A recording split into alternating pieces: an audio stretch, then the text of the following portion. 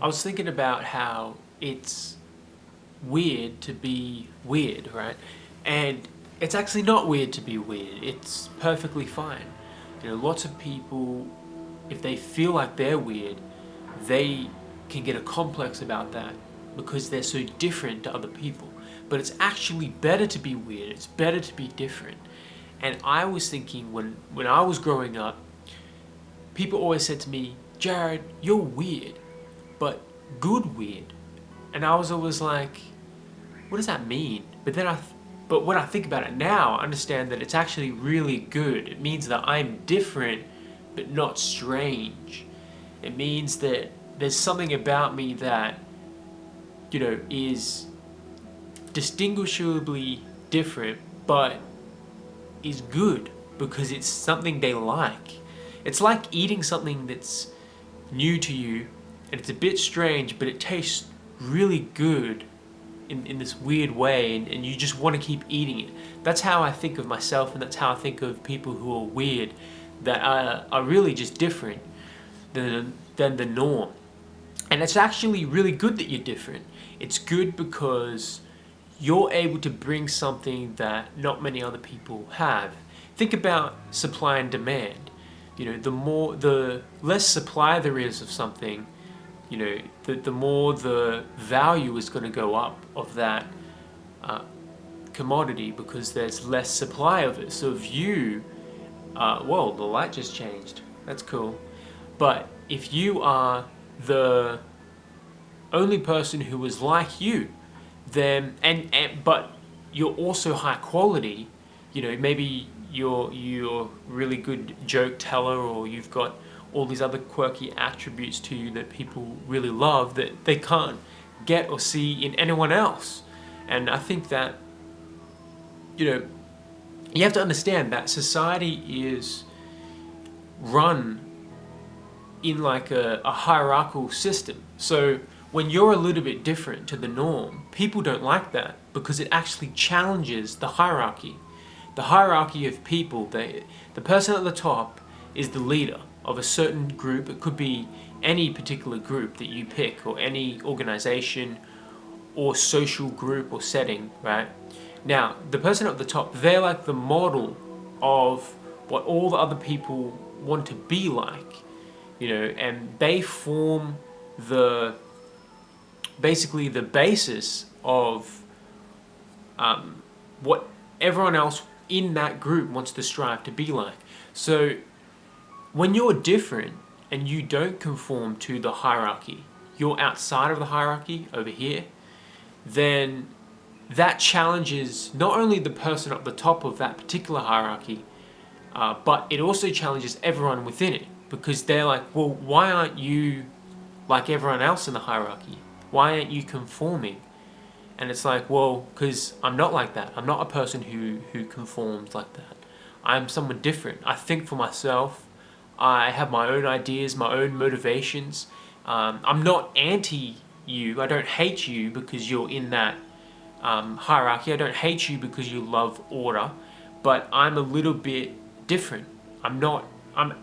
They would think of you as out of order because you're not conforming to the order of the structure that they're operating in.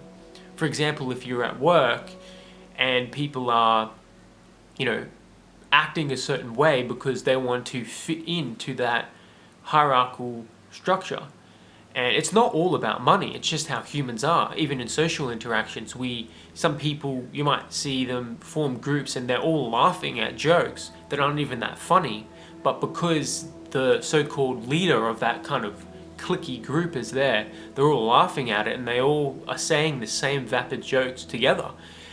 And someone who's real will walk by and go, I don't care about that.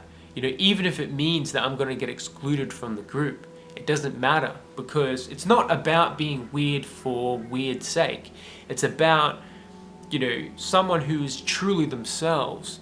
And you can still be truly yourself and favor order and work in a hierarchy. But someone who is truly weird but is confident in themselves, I believe, is a very powerful type of person. They have the ability to disrupt hierarchies, because they can challenge them. They can come from the outside and challenge them, and challenge their presuppositions, challenge their thoughts, their motivations, challenge them to just live a more creative and open, fun life as well. And so, if you're weird, it's okay, it's good. Don't develop a complex about it and think, oh, no one understands me and all that. And yeah, people won't understand you, and probably no one in your immediate circle understands you if that's how you feel. But there are people out there who do think similarly to you, or they're able to at least understand you and care about you, and have fun with you. People like me, people like some other people I know are very open, creative, out of the box, weird, different, and that's good. That's something that is exciting. Think about all the great people. They all challenged society. They all pressed forward. They all did something different. Thinking different is important in our society. We need it, and we need you in our society to fulfill your place of being that person, being that weirdo, being that different person on the outside, challenging everyone on the inside.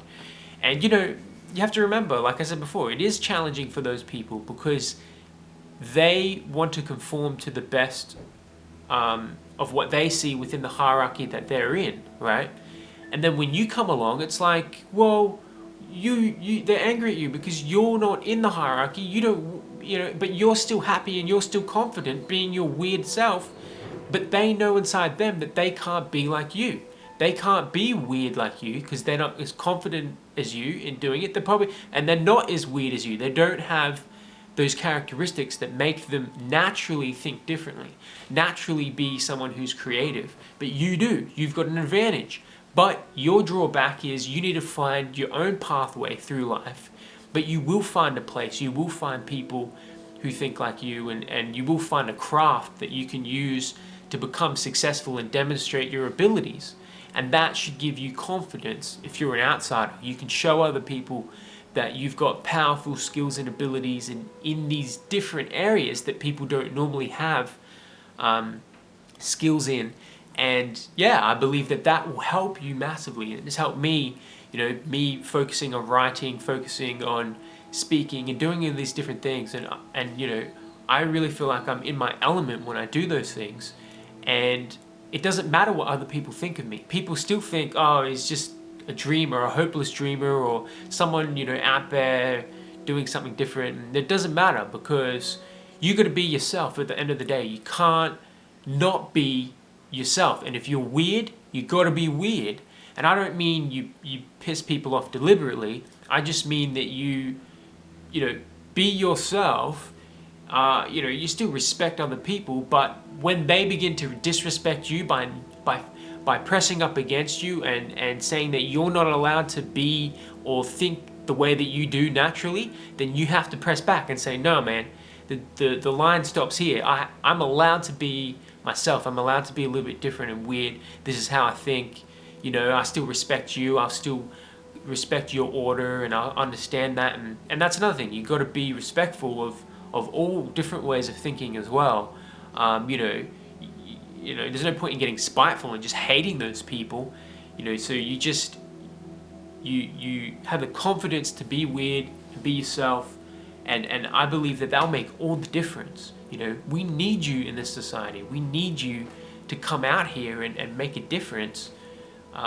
We need innovative thoughts. We need new people who think differently, who wear different clothes, who do different things, and that's what life's about. It gives the spice to life. So I just wanted to encourage you, and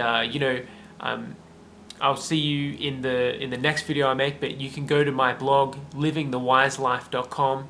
You can read some new things there. I blog about creativity, personal development, business, relationships, different things. So hopefully you'll get some cool ideas if you go there, and I'll see you in the next video.